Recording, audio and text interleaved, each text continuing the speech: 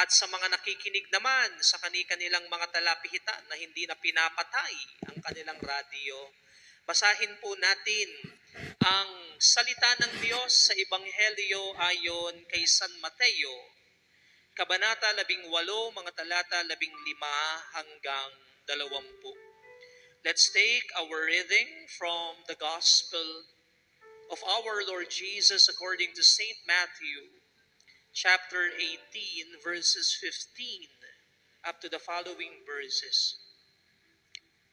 If your brother sins against you, go and tell him his fault between you and him alone. If he listens to you, you have won over your brother. If he does not listen, take one or two others along with you, so that every fact may be established on the testimony of 2 or 3 witnesses. If he refuses to listen to them, tell the church. If he refuses to listen even to the church, then treat him as you would a Gentile or a tax collector. Amen, I say to you, whatever you bind on earth shall be bound in heaven, and whatever you loose on earth shall be loosed in heaven. Again, amen, I say to you, if 2 of you agree on earth about anything for which they are to pray, it shall be granted to them by my heavenly Father. For where 2 or 3 are gathered together in my name, there am I in the midst of them. Kung magkasala sa iyo ang kapatid mo, puntahan mo siya at kausapin ng sarilinan. Kapag nakinig siya sa iyo, ang pagsasama ninyong magkapatid ay napanauli mo sa dati at napapanumbalik mo siya sa Ama. Ngunit kung hindi siya makinig sa iyo, magsama ka pa ng 1 o 2 tao upang ang lahat ng pinag-uusapan ninyo ay mapatunayan ng 2 o 3 saksi. Kung hindi siya makinig sa kanila, sabihin mo ito sa iglesia. At kung hindi pa siya makinig sa iglesia, ituring mo siyang hentil o isa sa mga publikano. Sinasabi ko sa inyo, anumang ipinagbawal ninyo sa lupa ay ipagbabawal sa langit, at anumang ipahintulot ninyo sa lupa ay ipahihintulot sa langit. Sinasabi ko pa rin sa inyo, kung ang 2 sa inyo dito sa lupa ay magkaisa sa paghingi ng anumang bagay sa inyong panalangin, ipagkakaloob ito sa inyo ng aking Amang nasa langit. Sapagkat saan man may 2 o 3 nagkakatipon dahil sa akin, naroroon akong kasama nila. Mga kapatid, ang mabuting balita ng ating kaligtasan. Blessed be the Lord God Almighty.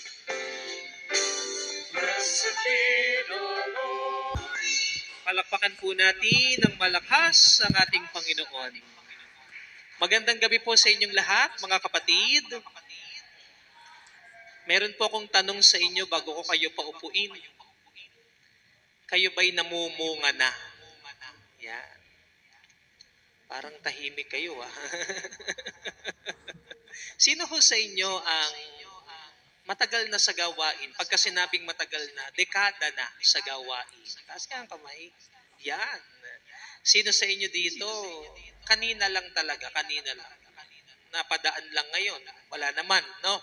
Lahat ho tayo ay bumibilang na rin ng ilang taon sa gawain. Ako ho, personally, ako'y nagsimulang dumalo sa gawain. Ako'y 13 years old. No, ngayon, ako'y malapit ng ipako sa krus. Bakit? 31 na ako 2 taon na lang. Ano po? Ha? Pero matagal-tagal na rin. At alam po ninyo, mga kapatid, bagamat ang pagdalo sa gawain katulad nito ay hindi naman talaga nasusukat sa patagalan, Pero bandang huli, mahalagang maintindihan natin yung katotohanan na lahat po tayo dadaan sa paghuhusga ng Panginoon. At alam niyo kung anong tatanungin niya? Gusto niyong malaman kung ano? Gusto niyo hong malaman? Tanungin niyo ko ano?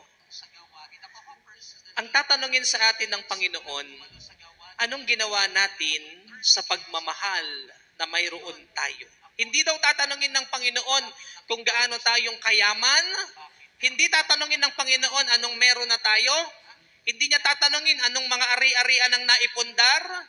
Hindi niya tatanungin kung gaano karami ang pera. Ang tanong lang ng Panginoon, namuhay ka ba sa pag-ibig? Amen?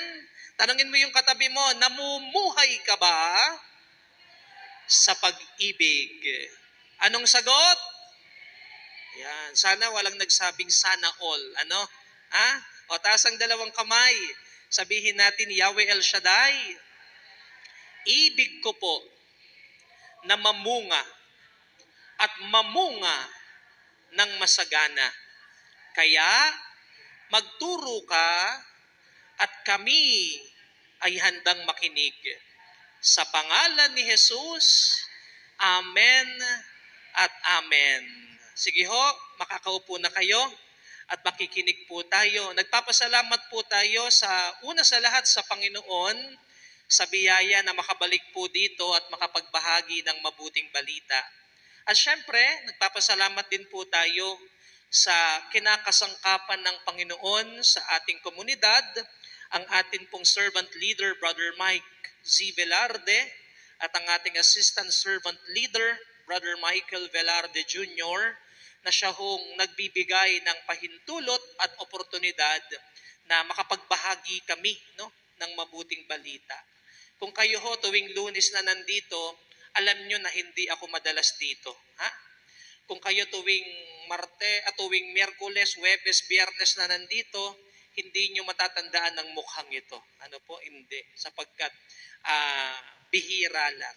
Ganun pa man, salamat sa biyaya ng Panginoon. At sa lahat ng mga nakikinig sa atin sa YouTube channel natin, ang tanong ko po rin sa inyo, ibig nyo bang mamunga at mamunga ng masagana?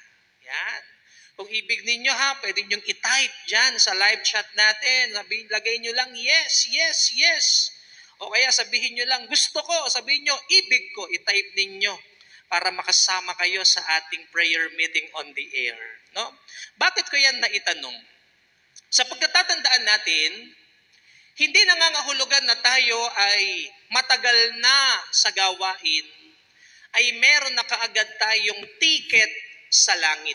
Hindi. Hindi nangangahulugan na kasabay tayo ng unang-unang gawain noong 1984 at hanggang ngayon dumadalo tayo, otomatikong diretso na tayo sa langit. Hindi. Sapagkat ang sabi ng mabuting balita, sabi ng salita ng Diyos, ang mga tao na itinuturing na kaanak ng Panginoon ay yaong mga gumagawa lamang ng kanyang kalooban. Nakukuha po ninyo? At ano namang kaugnayan ng ebanghelyong binasa natin? Sapagkat ako ho naniniwala, itong paksa natin ngayon, maituturing nating fundamental. Sabi nyo nga, fundamental. Pagka sinabi nating fundamental, isa sa pinakamahalagang paksa kung ibig nating sumunod sa Diyos at kung ibig nating mamunga ng masagana. At ano ito? Narinig natin sa Ebanghelyo, anong sabi? Kung meron daw taong nagkasala sa iyo, meron ba sa inyong, may karanasan ho ba kayo ng tao na hindi kayo nagkaroon ng pagkakaunawaan? Meron ba? Taas nga kamay. Meron? Meron ba sa inyo hanggang ngayon hindi ka pa rin pinapansin? Meron? Pero ipinagpe-pray mo. Ano? Anong prayer? Lord, kunin mo na. Bilis-bilisan mo, Lord. Ang tagal, ang tagal. Ano? Pero, tuturuan tayo ngayon ng mabuting balita kung paano tayong lalago sa ating relasyon sa Diyos at relasyon sa ating kapwa kahit pa o lalo pa na may mga tao tayong hindi nakakasundo o may mga taong nakakagawa ng hindi tama, kundi man sa atin, pero marahil nakikita natin na hindi gumagawa ng mabuti at tama. At ang pag-uusapan natin sa gabing ito, ang paksa natin ay fraternal correction. Ulitin nyo nga. Lakasan nyo. Yan, fraternal correction. Pagka sinabi nating fraternal correction, pagtutuwid sa kapwa mo kapatid. Pagtutuwid saan? Sa kapamilya mo. Pagtutuwid sa kapwa mo mananampalataya. Alam niyo ho, madaling sabihin, pagka may nakita kang mali, dapat huwag kang manahimik, ituwid mo. Madaling sabihin yon. Kaya lang ang problema, may mga tao na ang intensyon nila'y ituwid yung tao, kaya lang ang naging resulta, nasama sila sa naging kaaway ng tao. No? O kaya, tayo naman na mga nagtutuwid, imbis na magkaroon tayo ng kaibigan, parang iba yata ang nagkakaroon, kaaway, persecutor. Ngayon pag-usapan natin, ano bang ibig sabihin nito? Sapagkat ang Panginoong Jesus, nagturo siya ng mga pamamaraan kung paano tayong magtutuwid ng mga taong nakikita nating gumagawa ng mali o ng mga taong nakagagawa mismo sa atin ng mali na marahil baka hindi nila alam. Handa na ba kayo? Ready na? O ngayon, pag-usapan natin. Alam niyo ho, may isang magandang definition na ibinigay yung isang santo. Ang pangalan niya ay si Santo Tomas de Aquino, Saint Thomas Aquinas. At sabi ni Saint Thomas Aquinas ay ito, ang fraternal correction daw o ang pagtutuwid sa iyong kapatid ay proseso. Sabi niyo nga, proseso. Proseso na ano? Proseso para hubugin yung isang taong malapit sa iyo, maaaring kaibigan mo, maaaring kamag-anak mo, maaaring anak mo, maaaring asawa mo, maaaring kakilala mo. Paano? Sa pamamagitan ng pagdadala sa kanya sa isang usapang mahirap. Sabi nyo nga, usapang mahirap. May tanong po ko sa inyo, ano ang mga usapang mahirap? Ha? Anong halimbawa ng mga usapang mahirap? Ang isang halimbawa ng usapang mahirap, kapag ka nakita mo yung isang tao, may ginawang hindi ka nais-nais. Ano yon? May asawa siya. Pero, meron siyang kinakasama maliban sa asawa niya. Usapang mahirap yon. O kaya ano pa yung isang usapang mahirap kung ikaw nanay at meron kang anak. Ang isang usapang mahirap sa isang magulang, yung kapag ka yung anak mo nakikita mo, napapariwaran ng buhay, pero sa tingin niya, tama yung ginagawa niya. Anong halimbawa nun? Meron siyang kasintahan. Hindi pa sila kasal, nagsasama na sila. Usapang mahirap yun. Diba? Ano pa yung halimbawa ng usapang mahirap? Ang isa pang halimbawa ng usapang mahirap, may kakilala ka, kasamahan mo sa trabaho, nag-uuwi ng bond paper. Bakit nag-uuwi ng bond paper? Para daw sa project ng anak niya. Ha? Ang problema, nakakahiram ka sa kanya, nakakahiram ka. Anong hinihiram mo? Paperclip. Ano po? Ha? Mahirap pag-usapan yon. Ngayon, saan papasok yung fraternal correction? Pagka ikaw ay concerned doon sa tao at alam mong may mayroon siyang ginagawa na hindi tama, mali, kasalanan, tutulungan mo siya na pag-usapan yung ginagawa niya, maintindihan niya na siya ay nagkakamali at harinawa, maituwid niya yung kanyang pagkakamali at maiayos yung kanyang relasyon. May tanong po ako sa inyo ulit, naranasan niyo na ba na may ikinorek kayong tao tapos nagalit pa sa inyo? Meron? Kasama niyo ba siya ngayon? O kaya, may naiisip ba kayo ngayong pangalan ng tao? No? Baka kasama nyo sa bahay. O kaya kasama nyo sa community, kasama nyo sa trabaho. Di ba? Baka mamaya nakakasabay nyo pa araw-araw. Yung tipong, ang intention mo lang naman, mapabuti siya. Sabay ang sabi sa iyo, ano bang pakialam mo? Buhay ko to. Alam po ninyo, isa sa mga tungkulin natin bilang mga Kristiyano na nakakakilala kay Kristo ay maging instrumento ng pagbabagong buhay ng mga taong hindi nila alam na papalayo pala sila sa Diyos. Yun yung isang tungkulin po natin. Kaya lang, minsan, mali yung pagkakaunawa ng iba. At may mga tao masyadong sensitive. Sabi nyo nga, sensitive. Sabi nyo nga, oversensitive. At yun yung isang hamon. No? Yun yung isang hamon. Kadalasan, yung iba naman, mali yung pangunawa nila sa fraternal correction. Tanungin niyo ako ng malakas, ano? Ang pangunawa nila sa fraternal correction ay ito. Fraternal correction ay condemnation. Ano ibig sabihin? Siguro may mga tao na nagsasabi sa inyo, ikaw hindi mo naman ako kilala. Ang bilis-bilis mo akong husgahan. Diba? Sino ka para manghusga sa akin? Samantalang, yung sarili mong ang buhay, di mo maayos-ayos. Kadalasan, ganyan yung mga reaksyon ng mga tao na ayaw na nakikita yung mga ginagawa nilang hindi maganda. Pero alam nyo, ang hamon sa atin bilang mga Katoliko, bilang mga mananampalataya, kung tunay kang nagmamahal, hindi pwedeng lagi kang tahimik. Ang taong tunay na nagmamahal, kung kinakailangan niyang manindigan sa alam niyang mabuti at makabubuti sa iba, gagawin niya ang manindigan. Amen? Ngayon, tanungin mo yung katabi mo. Sabihin mo sa kanya, ready ka bang manindigan? Sino sa inyo ready ang manindigan? Ready manindigan. Sigurado kayo ha? Ayusin natin ha? O ngayon, alam po ninyo, kung minsan sa ating pakikisalamuha, may mga tao na sa unang tingin, sa unang puna natin, hindi tayo maiintindihan. Pero, kagaya nga ng sinabi ko kanina, pag alam natin tayo naninindigan sa mabuti, sabihin mo yung totoo.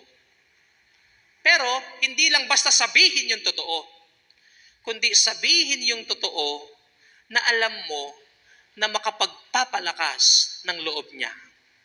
Minsan may mga tao na kapag ka natatouch mo, sabihin nyo nga, natatouch, pagka nasasagi mo yung kanilang damdamin, nako, humanda ka na sa kanilang opinion laban sa'yo. Diba? Pero, tayo, isang tungkulin natin bilang mga mananampalataya ay ito, magdulot ng paghilom sa mga taong sugatan. At tatandaan po natin ito, maraming mga taong sugatan, hindi nila alam na sila ay sugatan. Maraming mga taong sugatan, dahil hindi nila alam na sila ay sugatan, tumatanggi sila sa tulong na iyong iniaalok. Pero ang katotohanan ng buhay, ang sugat kung minsan para lubusang gumaling, ang karamdaman kung minsan para lubusang gumaling, kinakailangang hiwain at kinakailangang masaktan. Yan ang ibig sabihin ng fraternal correction. Na kahit alam mo, bahagi ng proseso na may masasaktan kang damdamin ng tao, bahagi ng proseso na mayroon kang matatouch na sensitibong pagkataon, bahagi ng pagkataon ng taong iyon, pagsusumikapan mo pa ring ilagay siya sa katuwiran. Amen? Sabihin nyo nga, ilagay sa katuwiran. Kasi, para ang sugat gumaling, kung minsan, kinakailangan mong masaktan. Sabi mo sa katabi mo, para ang sugat ay gumaling, kung minsan kinakailangan nating masaktan. Amen? At anong tawag doon? Pagtutuwid. Again, gusto kong maunawaan natin ito at dapat mahalaga sa atin ito. Na kapag tayo nagtutuwid, huwag tayong magtutuwid dahil gusto nating makabawi sa tao. Ha? Minsan may mga ganun eh. Bakit mo itinutuwid? Tinuwid ako niya nung nakaraan eh. Akala mo kung sino, gumaganti lang ako. Hindi ganon. Correction is not revenge. Bakit? Anong sabi sa Ebanghelyo? Bakit daw natin kakausapin yung mga taong nagkasala sa atin? Upang harinawa sa pag-uusap ninyo, mapanauli ang inyong magandang relasyon at ugnayan sa bawat isa. Amen? Ngayon, yung mga nagtaas kanina na ibig nila na sila ay may mga taong nakakaalitan, ang tanong ko sa inyo ay ito. Gusto nyo bang mapanauli yung inyong ugnayan ng mga taong nakaalitan ninyo? Kasi pagka ayaw nyo, labas na lang ho kayo, labas na kayo. Ha? Kayo ho na mga nakikinig ngayon sa YouTube, nanonood, meron bang taong nakapanakit sa inyo? Ilang taon na, di pa kayo nagpapansinan. Ilang taon na, nagkakasalubong kayo. Magkasama pa nga kayo, pero civil lang. Pag sinabing civil lang, alam mo ibig sabihin ng civil? Tinitiis ko na lang. Mauna-una na lang yan, mauna-una. Ha? Patibayan na lang yan. Kung sinong unang kunin ni Lord, bahala siya. Diba? Yun ang civil. Ngayon, kung ibig natin na mangyari iyon, ang unang dapat na disposisyon ng puso, itutuwid mo siya kasi minamahal mo siya. Amen? Sabihin niya nga natin ito, itutuwid ko siya sapagkat minamahal ko siya. Anong sabi sa aklat ng Kawikaan? Alam niyo may isang karunungan sa aklat ng Kawikaan na napakaganda. At ang sabi ay ito, aking anak, ang saway ni Yahweh ay huwag mamaliitin at ang kanyang pagtutuwid ay huwag mong itakwil. Pagkat lahat ng mahal niya ay itinatama ng daan tulad ng anak na minamahal, sinasaway ng magulang. Ano ibig sabihin? Ang pagtutuwid pala, kinakailangan nanggagaling sa konteksto na may malasakit ka sa tao. Ang pagtutuwid pala nanggagaling sa konteksto na ibig mo yung taong iyon mapaganda yung buhay, mapabuti yung buhay. Meron ho ba ritong mga nanay o magulang? Magulang. Sige nga, mga magulang. Tanong ko ho, ni minsan ba di kayo nagalit sa inyong mga anak? Galit. Diba? Kung minsan nga sa sobrang galit natin, may mga salita tayo na hindi naman nating pinlanong sabihin pero nasasabi natin. Diba? May mga bagay tayo na minsan di natin sinasadya pero nagagawa natin. Bakit? Pagka tinanong mong isang magulang na nagagalit sa kanyang anak, hindi dahil galit siya. Kundi kung minsan yung galit niya, nanggagaling saan? Nanggagaling sa kanyang hangarin na mapabuti ang buhay ng mga taong kanyang minamahal. Kaya lang, eto problema. Brother, kung pagmamahal yung dahilan, bakit mo siya itinutuwid? Bakit may mga tao pa rin nasasaktan? Dalawa lang po yan. Una, may mga tao talaga na mayayabang. Ayaw na nahahawakan yung kanilang ego. Ayaw. Pero hindi yun yung pag-uusapan natin. Ang pag-uusapan natin yung pangalawang dahilan. Tanungin niyo ako ng malakas, ano? Pangalawang dahilan, bakit may mga taong nasasaktan?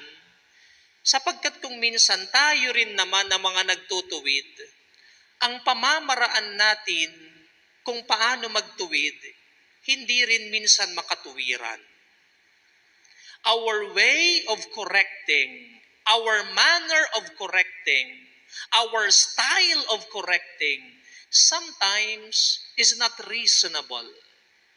Pero dito sa Ebanghelyo, napakaganda ng itinuturo sa atin ng Panginoon na meron palang proseso ng pagtutuwid. Hindi pala basta-basta sasabihin mo sa mga anak mo, o sasabihin mo sa asawa mo, o sasabihin mo sa mga kakilala mo, kasama mo sa trabaho, mali ang ginagawa mo. Gulat si kuya eh. Hindi mo basta sasabihin, mali yan, kasalanan yan. Hindi. Kung minsan, it's not what you say. Kung minsan, it's how you say what you say that begins the problem. Ano ibig sabihin? Minsan naman, hindi pa tungkol sa sinasabi mo eh. Tama ka naman talaga sa sinasabi mo.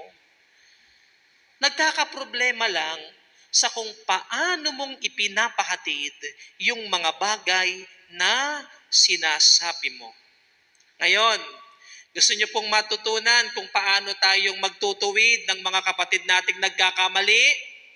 Gusto niyo matutunan? Number 1 ay ito. To correct people, to correct a person who sinned against you or is committing a particular sin, a particular wrongdoing, the first thing we need to do is to communicate the purpose lovingly and gently. Ulitin ko po ha. Communicate the purpose lovingly and gently. Sabihin nyo nga, lovingly. Gusto kong lambingan nyo pa. Lambingan nyo pa. O, gusto kong subukan nyo naman na tigasan nyo yung pagsasabi ng lovingly. Yung galit. Parang pareho lang eh. Parang walang pinagkaiba eh. No? Unang-una, sasabihin mo yung dahilan. Kung minsan kasi, kaya tayo nagkakaproblema, imbis na makatulong tayo, nakakadagdag tayo, ang nangyayari, sinasabi mo kaagad yung maling nagawa. Imbis na sabihin mo muna yung dahilan, bakit mo siya kakausapin, ang sinasabi mo kaagad, mali yung ginawa mo kanina, hindi tama yun eh. Late ka na naman. Saan ka ba galing? Unang-una, purpose. Sabi nyo nga, purpose. Alam niyo meron akong isang karanasan nung ako'y nasa Hong Kong. Malapit na malapit itong karanasan ito sa puso ko. At yung taong nagturo sa akin ng karanasang iyon ay naging malapit sa akin. Siya po ay manggagawa sa Hong Kong. In fact, isa siya sa mga pinuno sa gawain natin sa Hong Kong. At alam mo, nagpipreach ako parang ganito lang. Preach, preach, preach. And then, minsan may mga illustrations akong iniiwanan, may mga kwento akong binibitawan, yung iba nakakatawa, yung iba nakakalungkot, yung iba wala lang, no? At sabi niya, pagkatapos kong mag-talk, itong taong ito, lagi siyang lumalapit sa akin para ako ay i-congratulate pagkatapos kong mag-talk. At sabi niya, ang tawag niya sa akin, anak, son. Sabi niya, congratulations, son. You really preach well. Ang galing-galing ng preaching mo kanina, nakaka-bless. Ako naman, ngiti-ngiti, tuwang-tuwa. Tapos alam mo, sabi niya, pero may sasabihin ako sa iyo, ha? Huwag kang magagalit. Sasabihin ko to kasi gusto ko mapabuti ka. At alam mo, sabi niya sa akin, naalala mo yung talk mo nung isang araw? Meron ka dong binanggit na kwento na hindi ko nagustuhan. Pwede ba wag mo nang uulitin yun? At alam niyo kung anong naramdaman ko doon? Hindi ako nakaramdam ng hiya. Hindi rin ako nakaramdam ng takot. Nakaramdam ako na may isang tao na nagmamahal sa akin ng totoo at kaya niya ako itinutuwid dahil gusto niya mas mapagbuti ko yung aking panawagan bilang tagapaghayag ng mabuting balita. Amen? Anong sinasabi natin mga kapatid? Minsan, simulan mo sa malumanay. Pag kayo galit, kaya pag kayo nagagalit, wag na wag kayo magsasalita. Anong sabi ng punong lingkod, isa sa mga mensahe niya na napakinggan ko, pag nagagalit ka, manahimik ka. Pagka nagagalit ka talaga at parang ayaw mong manahimik, uminom ka ng tubig. Pero wag mong lulunukin. ilalagay mo lang sa bibig mo.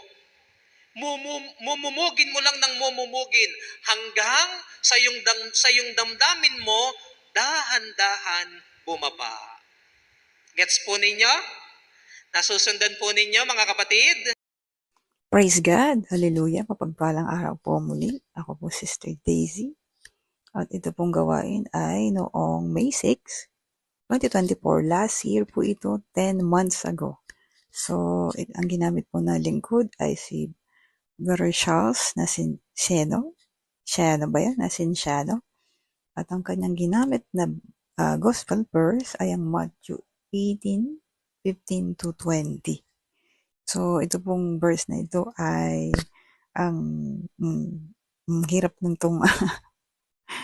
ang pakikipagkasundo or pakikipag-ugnayan natin sa ating mga kapwa, kapatid, no? Sa kung papaano tayo mamumuhay ng maayos, no? Para sa akin, ang sakit pakinggan kasi ako ay dumadaan sa ganyang proseso sa ngayon. So, masakit siya pakinggan pero kapag tinanggap mo naman, masarap lumaya, di ba po? At ako ay humahanap lamang ng pagkakataon, no?